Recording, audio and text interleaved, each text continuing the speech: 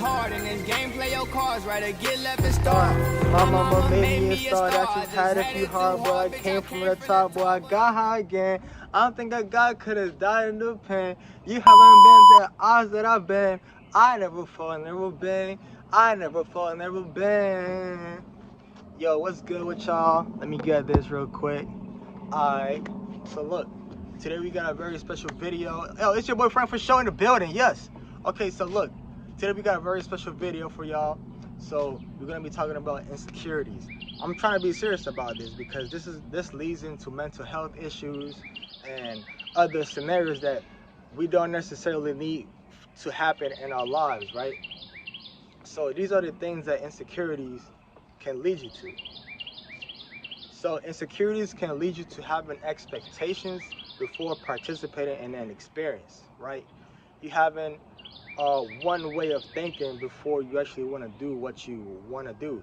And a lot of times how you wish for it to play in your head, it's not how it's going to be playing in real life. So be careful of that. Insecurities also leads you to not want to participate, same concept, right? Not wanting to participate in the experience because you're having maybe doubts, maybe fears, maybe certain blockages that, again, these things don't need to be there.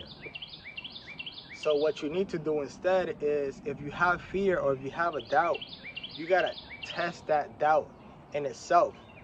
Even if you're scared or even if you're afraid, do it anyways. It could be a business plan, it could be talking to a girl, it can be, you know, anything. Do it, and that's it. Just do it, right?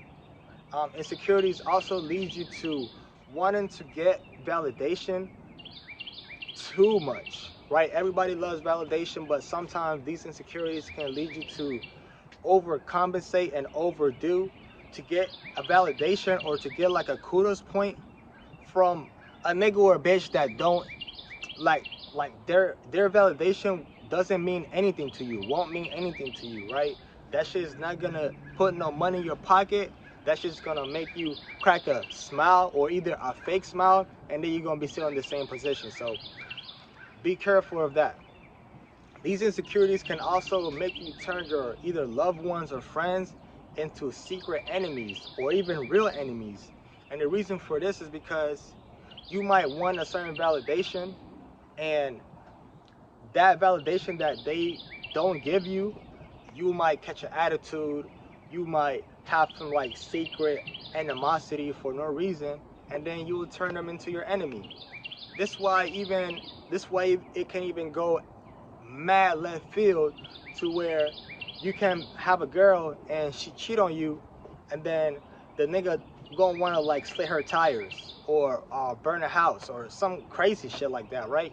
Burning the house is crazy, but slitting tires, we see niggas slitting bitches' tires, or we see females slitting niggas' tires and shit like that. These insecurities make you not want to experience like a vulnerable situation, and this is like the end point of it. Insecurities will lead you to not want to be in a vulnerable situation. When who said that you need to be vulnerable in the first place? Who said that you need to have that insecurity in the first place? You might have like a fucked up hairline, or you might have, you know, something unique about you, but guess what? That's you. And these insecurities will also lead you to having self-value and self-worth problems. Like, at that point, you're giving too many fucks about what the outside world is trying to either show you, or your perception of what the outside world is showing you, and you just care too much. And at that point, you don't even care more about like your own opinion and like your own standing. So at that point, you're just giving too many fucks. There are many ways to get through this. There are many ways to solve this, but the main key part is that you are yourself. You are unique. Can't nobody think like you, can't nobody act like you, and can't nobody have the same ideas as you. So for you to have something to offer, can nobody else offer that? And that's what you're supposed to value in itself. Even if you have a fucked up smile or fucked up teeth, ain't nobody has that same type of fucked up teeth. And nowadays in the world we live in, we have so many standards of what beauty is and how we should be correct and what's righteous and things like that.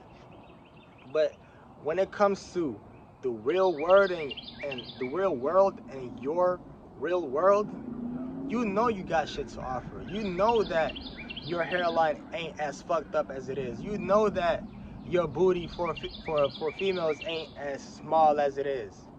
And even if it is, who said that that's something that you have to be insecure about? Who said that that's something that you have to feel vulnerable about, right? So my conclusion in the end is that when we're talking about being with God, listen to me now. When we're talking about being in the presence of God and walking with God, that shit don't got nothing. Like, you having a fucked up hairline, or you getting cheated, or you getting in an accident, that shit ain't have nothing to do with, oh, let me not express this, let me not show this because God gonna get mad at me. God don't give a fuck about any of that.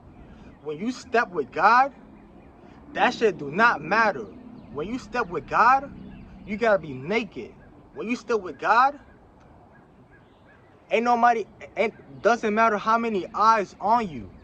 When others niggas see you, you got the presence of God behind you.